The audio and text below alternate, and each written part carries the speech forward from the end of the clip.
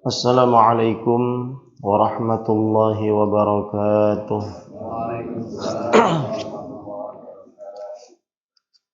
Alhamdulillahi rabbil alamin. Wabihi nasta'inu ala umurid dunya waddin. Wassalatu wassalamu ala sayyidil mursalin Nabiyyina Muhammadin wa ala alihi wa sahbihi ajma'in wa man tabi'ahum bi ihsanin ila yaumiddin. Subhanaka la ilma lana illa ma 'allamtana innaka antal alimul hakim wa tub 'alaina innaka antat tawwabur rahim. Subhanaka la fahma illa ma fahhamta lana innaka antal jawwadul karim. Rabbi shrah li sadri wa yassir li amri wahlul 'uqdatam min lisani yafqahu qawli. Ya Fattah ya Alim, iftah lana futuhal arifin birahmatika ya arhamar rahimin. Wa qala an-nabiy sallallahu alaihi wasallam, ar-rahimuna irhamuhumur rahman, irhamu man fil ardi yarhamkum man fis sama'. Akhrajahu al-imam at-Tirmidzi fi jami'ihi wa qala haditsun hasanun sahih.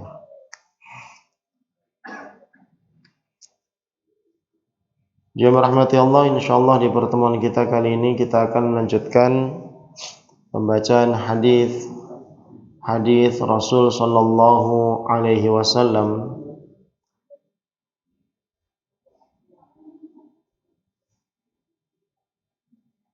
Dan insyaallah kita akan melanjutkan pembacaan hadis nomor 418 dari kitab Sahihul Bukhari karya Al-Imam Al-Bukhari rahimahullahu taala.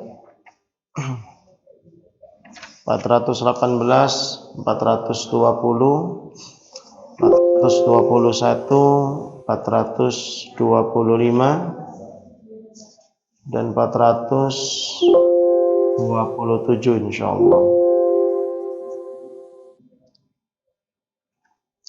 Ringkasan Sahih Bukhari, kitab At-Tajridus Sharih oleh Imam Az-Zabidi rahimallahu taala.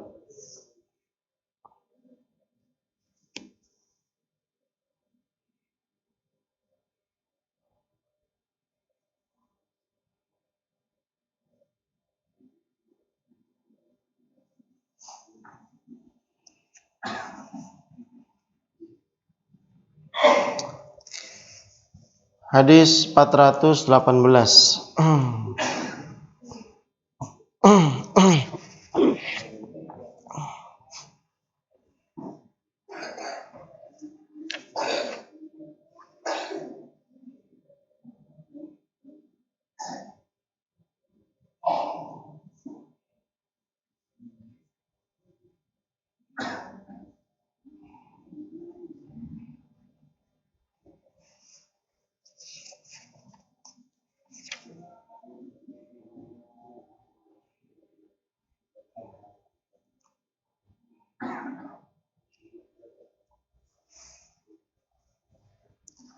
Hadis 418 sesuai dengan urutan Sahih Bukhari, sesuai urutan Fathul Bari, mohon maaf, karya Al-Imam Al-Hafidz Ibnu Hajar Al-Asqalani rahimallahu taala. Haddatsana Abdullah ibnu Yusuf. Imam Bukhari mengatakan bahwa Abdullah bin Yusuf meriwayatkan hadis ini kepada kami. Qala akhbarana Malik. Beliau mengatakan bahwa Imam Malik meriwayatkan hadis ini kepada kami. Imam Malik bin Anas, gurunya Al-Imam Asy-Syafi'i rahimallahu taala. An Abi Zinad, dari Imam Abu Zinad. Anil A'raj, dari Imam Al-A'raj. An Abi Hurairah radhiyallahu an, dari sahabat Abu Hurairah radhiyallahu an, anna Rasulullah sallallahu alaihi wasallam qala, bahwasanya Rasul sallallahu alaihi wasallam bersabda, hal tarawna qiblati hahuna, apakah kamu menganggap bahwa saya hanya menghadap ke arah sini dalam sholat? apakah kamu menganggap bahwasanya hanya melihat ke arah kiblat saya ini ketika saya sholat? Ini kalimat istifham ingkari, pertanyaan tapi bukan butuh jawaban, untuk mengkritik, untuk meluruskan anggapan yang salah yang mungkin dianggap oleh para sahabat bahwa Nabi hanya bisa melihat ke depan. Dari kalimat ini Nabi menegaskan bahwa saya itu nggak cuma bisa melihat ke depan, saya juga bisa melihat ke belakang, dan ini adalah mukjizat Rasul Shallallahu Alaihi Wasallam. Sama persis sebagaimana Nabi melihat ke depan, Nabi juga bisa melihat ke belakang tanpa harus menoleh kepalanya. Di kalimat hal tarawna qiblati hauna, apakah kalian melihat, apakah kalian menganggap bahwasanya hanya bisa melihat ke depan, ke arah kiblatku ini ketika saya sholat? Mungkin bahasa terjemahannya agak ambigu, tapi pemahamannya begitu. Kalau diterjemahannya agak ambigu. Fawallahi, maka di situ Rasul menegaskan dengan sumpah, fawallahi, demi Allah, ma yakhfa alayya khusyu'ukum, tidak samar bagiku khusyuknya salat kalian, wala ruku'ukum, begitu juga tidak samar sedikit pun bagiku tindak ruku yang kalian lakukan ketika salat. Inni la arakum min wara'i dhahri, sesungguhnya saya bisa melihat kalian, apa yang kalian lakukan, di belakang punggungku. Nah, ini adalah keistimewaan Rasul Shallallahu Alaihi Wasallam. Jadi Rasulullah bisa melihat apa yang dilakukan para sahabatnya di belakang, dari belakang punggung beliau. Hadzal hadits asy-syarif min khasaisihi sallallahu alaihi wasallam. Hadis ini menunjukkan keistimewaan Rasul sallallahu alaihi wasallam. Wa huwa annahu yara man khalfahu kama yara man amamahu. Dan beliau bisa melihat orang di belakangnya sebagaimana beliau bisa melihat orang di hadapannya. Wala ajaba fi dzalik, dan itu bukan hal yang aneh. Ya, dan itu bukan hal yang aneh.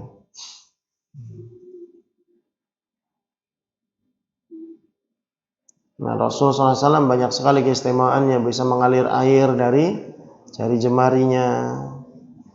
Ya, beliau bisa membelah bulan.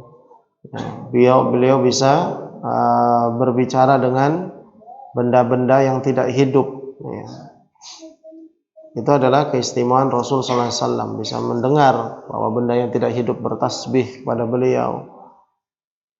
Pohon, ya, tunduk kepada beliau, macam-macam.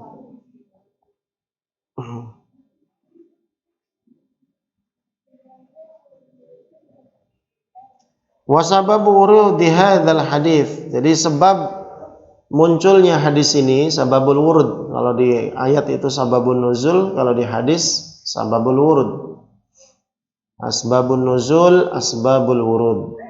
Nah, asbabun nuzul untuk ayat, sebab turunnya ayat, asbabul wurud, sebab munculnya hadis. Di antara sebab munculnya hadis marwahu Muslim, sebab munculnya hadis ini yang kita bahas adalah hadis riwayat Imam Muslim. Anna Rasulullah sallallahu alaihi wasallam shalla bi ashabihi, bahwa Nabi suatu ketika salat bersama dengan para sahabatnya. Bahwa Nabi sallallahu alaihi wasallam suatu ketika salat bersama para sahabatnya. Dzata yaumin, pada satu hari.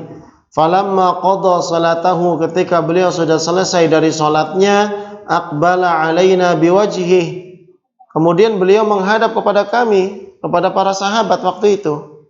Rasulullah SAW setelah selesai sholat, beliau menghadap kepada para jamaahnya. Faqala ayyuhan nasu inni amamukum fala tasbiquni birruku'. Wahai para manusia, maksudnya jamaah gitu, mungkin kalau bahasa kitanya, saya ini imam kalian, jangan ada yang mendahului ruku' saya, kata Rasulullah. Wala bisujud, jangan ada yang mendahului sujudnya saya. Saya itu imam kalian. Fa inni arakum min amami, fa inni arakum man amami wa man khalfi, atau fa inni arakum min amami wa min khalfi. Saya bisa melihat kalian, ya, baik yang ada di depan saya ataupun di belakang saya tahu. Saya bisa melihat yang ada di hadapan saya dan yang di belakang saya. Nah, ini sababul urudnya, karena waktu itu ada beberapa sahabat yang sholatnya itu mendahului gerakannya Rasulullah, dan ini dilarang oleh Rasul Shallallahu Alaihi Wasallam. Gerakan makmum mendahului imam, ya itu bisa hukumnya haram kalau cuman satu rukun. Tapi kalau lebih dari 3 rukun bisa membatalkan sholat. Begitu juga keterlambatan makmum dari gerakan imam. Kalau lewat dari 3 rukun ya bisa membatalkan sholat. Maka kalau sudah lewat dari 2 rukun, segera susul saja imamnya. Ya. Hadis berikutnya, hadis nomor 420, sesuai dengan urutan Fathul Bari, Syarah Sahih Bukhari. Kalau urutan alamiahnya 403.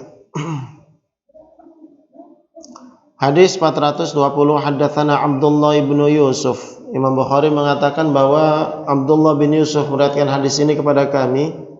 Qala akhbarana Malik, bahwa Imam Malik meriwayatkan hadis ini kepada kami an Nafi, dari Nafi, an Abdullah bin Umar, dari Abdullah bin Umar. Ini silsilah Zahabiyah, mata rantai emas periwayatan hadis, yaitu Imam Malik dari Nafi dari Ibnu Umar.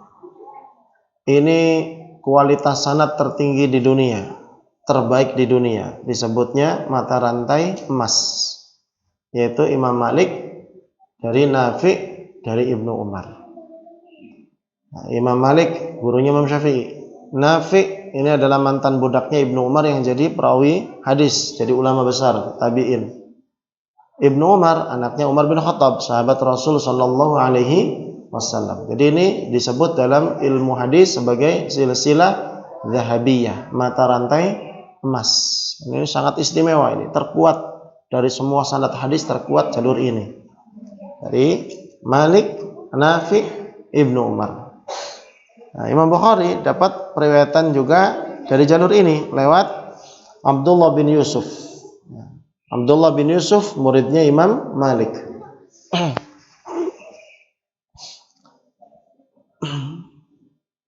Anna Rasulullah sallallahu alaihi wasallam Anna Rasulullah sallallahu alaihi wasallam, Ibnu Umar mengatakan bahwasanya Rasul sallallahu alaihi wasallam sabaqa bainal khayli. Rasul sallallahu alaihi wasallam memperlombakan antara kuda allati udmirat minal hafya wa amaduha thaniyatul wada'. Memperlombakan antara kuda yang dipersiapkan, udmirat, yang dipersiapkan, ya kudanya sudah dipersiapkan, tidak dikasih makan. Karena kalau kebanyakan makan larinya nggak kenceng. Kita kalau mau lomba lari 17 Agustusan, kalau bisa 3 hari makannya cuman setengah piring, sehari 2 kali saja, biar badannya nggak terlalu berat. Karena kalau badannya terlalu berat, ya lomba larinya jadinya lamban, ya bisa kalah cepat. Bahkan kalau bisa sudah diet dulu sebulan sebelumnya, makannya dikit. Begitu juga kuda, ya dikasih makannya sedikit, tidak dilepas, tidak dikasih kebebasan untuk nyari makannya. Itu udmirat. Minal hafya, perlombaannya dari wilayah yang namanya Hafya, wa amaduha thaniyatul wada', dan titik akhirnya sampai ke daerah Thaniyatul Wada'. Sebagaimana dalam Tala'al badru alaina min thaniyatil wada', telah muncul purnama ya kepada kami, maksudnya Rasulullah sudah hadir. Ya, sudah hadir, sudah datang kepada kami. Para sahabat menunggu-nunggu di Madinah. Min thaniyatil wada', dari arah Thaniyatul Wada'. Thaniyatul Wada' itu daerah, sebuah tempat. Nah, waktu itu Rasulullah memperlombakan kuda-kuda dari Hafya, tujuan akhirnya sampai Thaniyatul Wada'. Wa sabaqa bainal khaylil lati lam tudmar minats thaniyah ila masjid Bani Zuraiq, ila masjid Bani Zuraiq.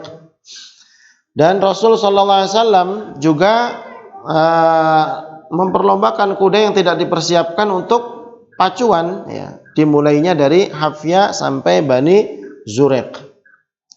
Wa anna Abdullah bin Umar kana fi man sabaqa bihima, dan Abdullah bin Umar termasuk orang yang mengikuti perlombaan tersebut. Ini menjadi dalil bahwa boleh menamakan masjid dengan nama seseorang yang membangunnya. Makanya Imam Bukhari menamai bab ini dengan bab hal yuqalu masjidu Bani Fulan. Apakah boleh menamakan masjid Bani Fulan? Masjid Bani Umar, contoh masjid di sini kan Masjid Bani Zuraiq namanya, Masjid Bani Zuraiq, karena Bani Zuraiq itulah yang membangun masjid tersebut. Makanya banyak masjid-masjid di Indonesia yang dananya dari Timur Tengah itu nama syekhnya, Masjid Soleh, Masjid Abdullah, Masjid Muhammad, masjid apa namanya, nama ini. Tidak harus laki-laki, bahkan perempuan juga kan. Di puncak, kalau kita ke puncak banyak mushola masjid namanya nama-nama orang Arab karena dia pendananya. Dan saya dulu pernah kerja juga di lembaga pendanaan dari Timur Tengah, dari Kuwait, Qatar, namanya Al-Islah, bentar doang. Saya pernah kerja di situ, ya penyaluran dana-dana pembangunan masjid, ya rata-rata ya nama orangnya. Dan orang Timur Tengah kalau bangun masjid sendirian, ya, beda sama kita kan, swadaya, patungan. Jadi nggak ada yang bisa ngasih nama satu orang. Orang Timur Tengah sendirian. Berapa total biaya yang dibutuhkan? Mama 1 M. Jadi ya sedekah sendirian 1 M. Nah, laporannya nanti dari awal, dari mulai pondasi, peletakan batu harus difoto, ada apa namanya itu, ada bannernya laporan, sampai akhir semua harus ada bannernya laporan. Jadi penamaan masjid sesuai dengan nama seorang yang bangun sudah ada di masa Rasul Shallallahu Alaihi Wasallam. Nah itu boleh-boleh saja Masjid Bani Zuraiq. Jadi yang pertama yang bisa kita ambil dari hadis ini, fil hadithi jawazul musabaqati bainal khuyul, boleh memperlombakan kuda, boleh. Wa hadza masyru', ini adalah boleh-boleh saja. Yang penting lombanya sesuai dengan syariat Islam, tidak melanggar kaidah fikih muamalah di bab sibak, ya, bab tentang musabaqah, perlombaan. Di fikih itu ada bab perlombaan, mana lomba yang jadi judi, mana lomba yang dibolehkan syariat.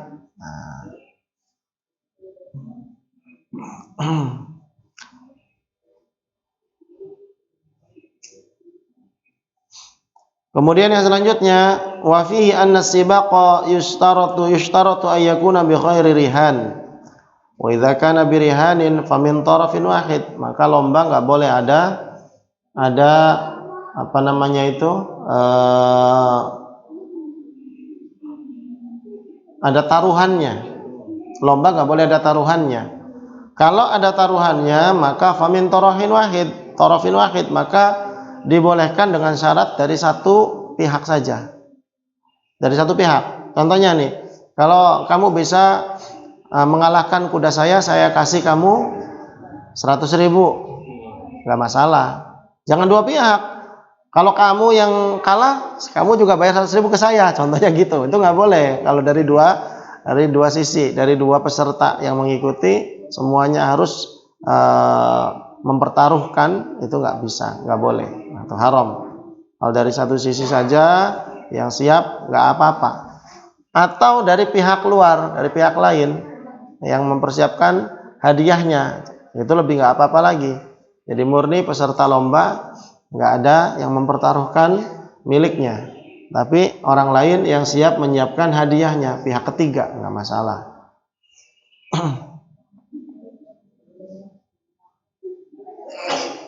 Jadi wa amma in kana minal janibain fahuwa qimarun muharram. Kalau dari dua pihak, maka itu bisa dianggap judi.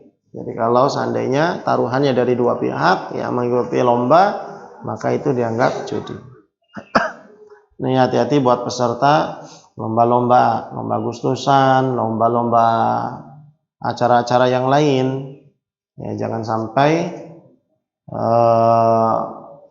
terjadi judi karena masing-masing peserta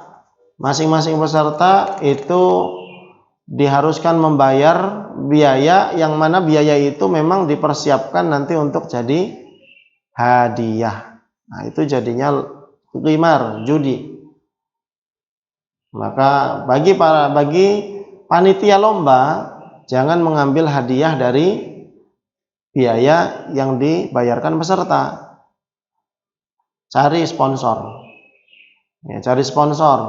Nah, dari dana sponsor itulah untuk hadiah. Adapun biaya yang dibayarkan para peserta lomba futsal kah, basket kah, pingpong, voli, meja apa? Tenis meja dan sebagainya, padel kalau sekarang.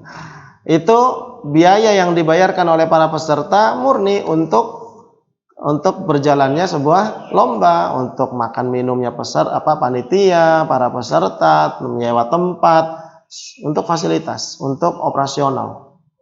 Adapun hadiah dicarikan dari pihak ketiga, dari dari sponsor. Maka aman insyaallah begitu. Karena tidak sedikit di kampung-kampung yang belum memahami bab musabaqah, bab perlombaan, ya lomba futsal, main bola, kumpul masing-masing tim, bayarnya sekian ratus ribu. Dari duit itulah dikumpulkan untuk jadi juaranya. Itu tidak boleh qimar, judi.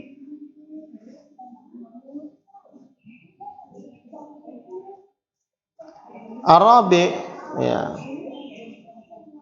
Faidah yang didapat yang selanjutnya, wa fi jawazu idhafatil masjid ila banihi li dzikri masjidi Bani Zuraiq.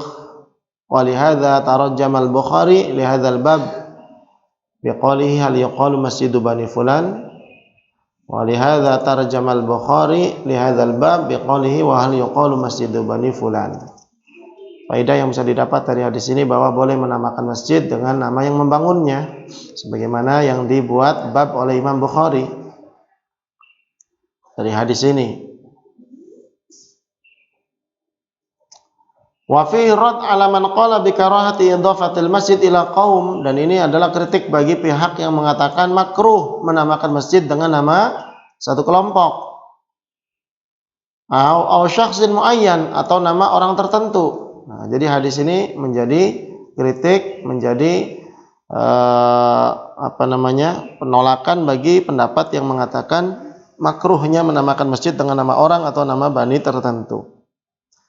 Mereka beranggapan di qouli ta'ala wa annal masajida lillahi, bahwa semua masjid itu milik Allah. Semua burger milik Allah katanya. Wa annal masajida lillahi, sesungguhnya masjid-masjid semuanya milik Allah. Fala tad'u ma'allahi ahada, maka janganlah beribadah kepada apapun selain Allah Subhanahu wa taala. Jangan beribadah kepada apapun, siapapun, ya, disertai menyembah Allah. Itu namanya syirik, menduakan Allah. Ada yang beranggapan bahwa dari ayat ini Al-Jin, surat Al-Jin ayat 18, dari kalimat wa annal masajida lillah, bahwa semua masjid milik Allah, enggak boleh masjid itu dinamai dengan nama selain Allah. Jadi makruh hukumnya. Nah, itu kesimpulan prematur, hanya dari satu ayat langsung disimpulkan. Nah, perlu dipadukan dengan dalil lain. Di hadis ini, di hadis riwayat Imam Bukhari, sebagai pentakhsisnya keumuman ayat tersebut, boleh ya, masjid dinamakan dengan nama pembangunnya, boleh-boleh aja. Wal hadis yarudduhu, hadis yang ada di Bukhari ini menolak anggapan salah tersebut. Wa fihi anna a'malal bir wal khair tudafu ila arbabiha, dan boleh-boleh saja kebaikan itu disandarkan kepada pelakunya, enggak masalah. Ya, enggak masalah. Sedekah dari Bapak Haji Muhammad contohnya 500.000, enggak apa-apa. Enggak masalah, yang penting hatinya ikhlas. Yang repot kalau muncul ujub, riya. Nah, ini bahaya. Ya, ini yang agak menjaga ikhlas itu agak susah. Makanya ada sebagian yang memang enggak mau ditulis namanya, dan itu mungkin dalam rangka menjaga hati. Ya, dari hamba Allah 5 juta, alhamdulillah, gitu kan. Walaysa hadza min babi tazkiyah lin nafsi wa innama huwa litta'rif bil bani laha. Ya, dan menamai masjid dengan nama seseorang bukan dalam rangka riya, itu sebagai identitas bahwa masjid itu yang bangunnya si fulan. Nah, tinggal PR-nya yang bangunnya tadi, ya, agar menjaga hatinya, jangan sampai riya, itu PR-nya dia. Dan secara zahir kita nggak boleh mengolok-olok, nggak boleh mencela, nggak boleh nyinyir kepada orang yang berbuat baik. Orang yang suka nyinyir kepada orang berbuat baik itu khawatir terhalang dari kebaikan. Biarin orang itu punya niat apa, dia sudah berbuat baik. Nah, kita ngapain? Modal nyinyir doang. Wah, itu mau apa yang diliput doang tuh. Ya alhamdulillah, walaupun niatnya diliput juga orang lain dapat manfaatnya. Ya kita, apa yang kita berikan manfaat untuk orang lain dari nyinyir kita nggak ada. Dan ini sebuah fenomena yang terjadi akhir-akhir ini, netizen tuh ya dikit-dikit nyinyir, dikit-dikit nyinyir. Ini harus dihilangkan. Kebiasaan buruk dari netizen kita di Indonesia, suka nyinyir. Jangan suka nyinyir perbuatan baik orang lain. Riya dan tidaknya urusan dia dengan Allah. Yang penting orang lain sudah dapat manfaat baiknya dari perbuatan dia. PR-nya kita ini sudah kebaikan apa yang sudah kita lakukan. Nah, itu. Hadis berikutnya 421.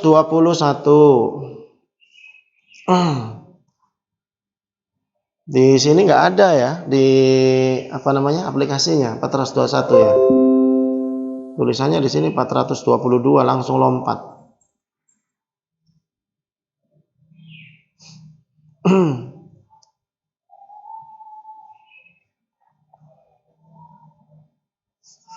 421 babu wad'il mali fil masjid, bab meletakkan harta di masjid.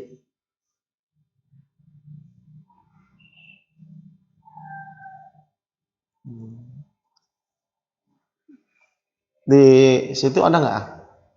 Nggak ada ya. Saya lagi nyari-nyari nih. Karena di Tajridus Shorehnya ada, cuman kan kalau di kitab ini ringkesan, jadi sanadnya nggak lengkap. Saya baca sanad lengkapnya itu dari aplikasi ini.